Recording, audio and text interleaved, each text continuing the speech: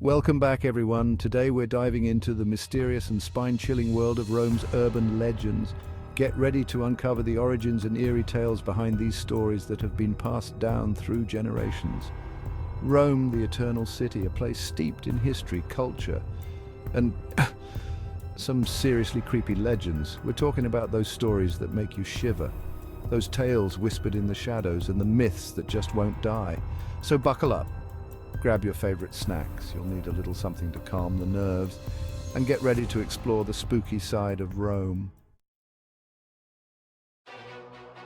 Alright guys, first up we've got Beatrice Conte, and let me tell you, her story is straight out of a horror movie. Picture this. It's the 16th century, and Beatrice is a young noblewoman living in Rome with her seriously messed up family.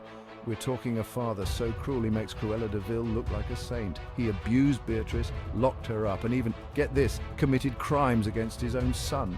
Beatrice finally snapped, and with the help of her family, took matters into her own hands. They plotted to kill the horrible father, and, well, let's just say they succeeded. But as you can imagine, this being Rome and all, with its love for drama, things didn't exactly end there. Beatrice and her family were caught, and the punishment, you guessed it, death. But it's what happened after that makes this story a legend. See, people say Beatrice's spirit couldn't rest. She was buried near the Ponte Sant'Angelo, a bridge known for its stunning angel statues. And guess what? People started seeing her ghost, dressed in white, roaming the bridge at night, seeking justice. I'm talking about multiple sightings, guys, not just one or two. People claim to see her on the anniversary of her death, September 11th. Her face pale, her eyes filled with sadness and maybe a little bit of vengeance. Now, whether you believe in ghosts or not, you got to admit this story is intense. It's a chilling reminder of the darkness that can lurk beneath even the most beautiful city's surface. And who knows, maybe, just maybe, if you find yourself walking near Ponte Sant'Angelo late at night, you might catch a glimpse of Beatrice, still searching for peace after all these centuries.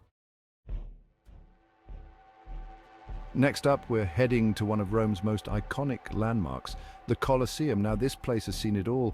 Gladiatorial combat, mock sea battles, the works. It's a place filled with history, and trust me, some of it is downright spooky. We're talking about the curse of the Colosseum, a legend that's been around for centuries. See, back in the day, the Colosseum was the place to be. It was the entertainment hub of ancient Rome, where people flocked to witness incredible feats of strength, skill, and, well, let's be honest, brutality. The gladiators who fought there were seen as superstars, and their victories or defeats were a matter of life and death. Literally. Now, legend has it that all the bloodshed, all the violence, it kind of soaked into the very stones of the Colosseum. I'm talking about a serious case of bad vibes, and it's said that this negative energy, this darkness, it lingered, creating a curse. People say that anyone who dares to disrespect this Colosseum, to treat it with anything less than reverence, well, let's just say they might find themselves on the receiving end of some seriously bad luck. We're talking accidents, illnesses, even freak occurrences. And it's not just talk, people. There have been stories of tourists who, after taking a piece of the Colosseum as a souvenir, experienced a string of misfortunes.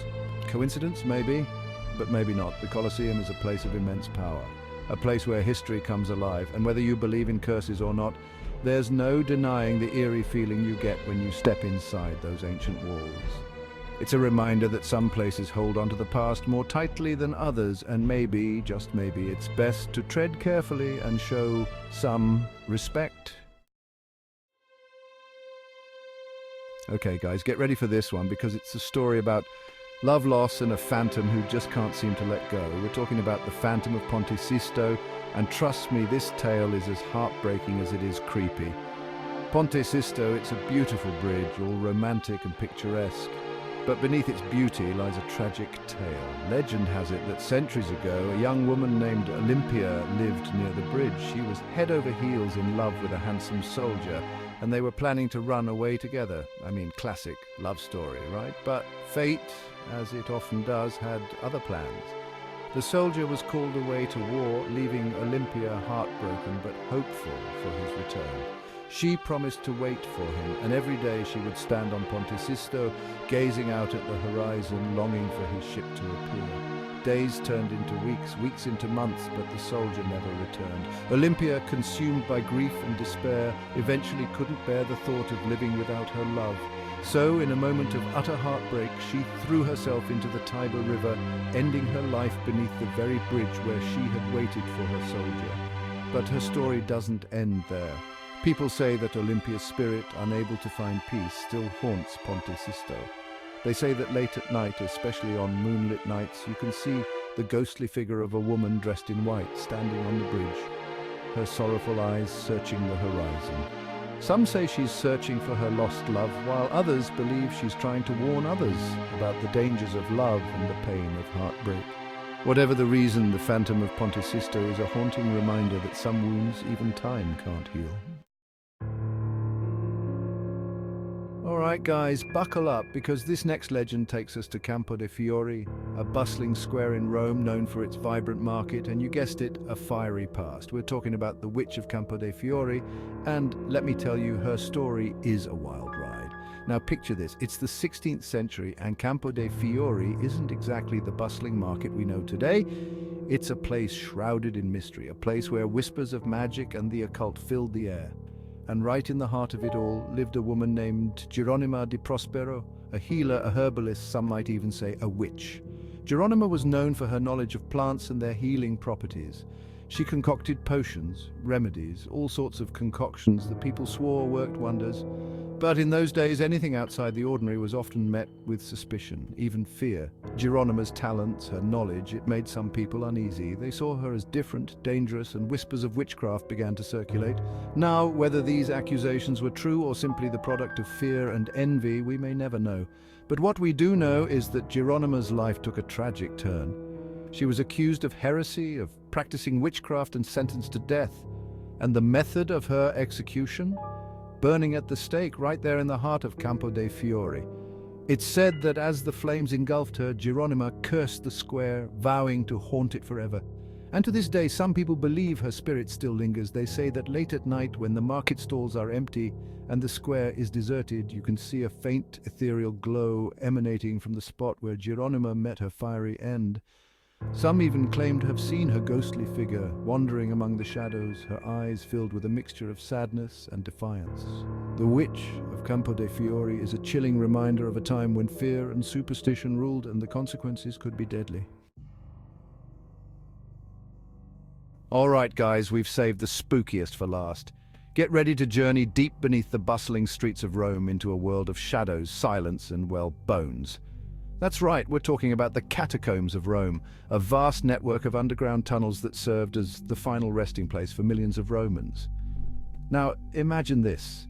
Miles upon miles of underground tunnels, the air thick with the scent of dust and decay, and walls upon walls lined with the skeletal remains of the dead. It's enough to give anyone the creeps, right?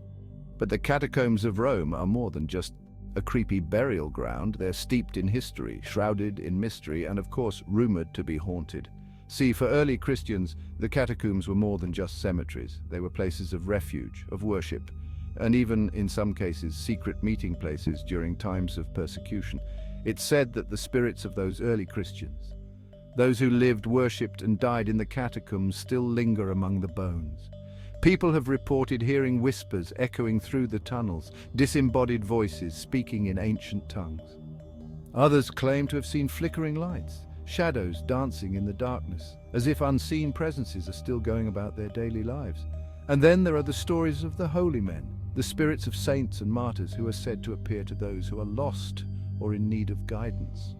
Now, whether you believe in ghosts or not, there's no denying the eerie atmosphere of the Catacombs of Rome.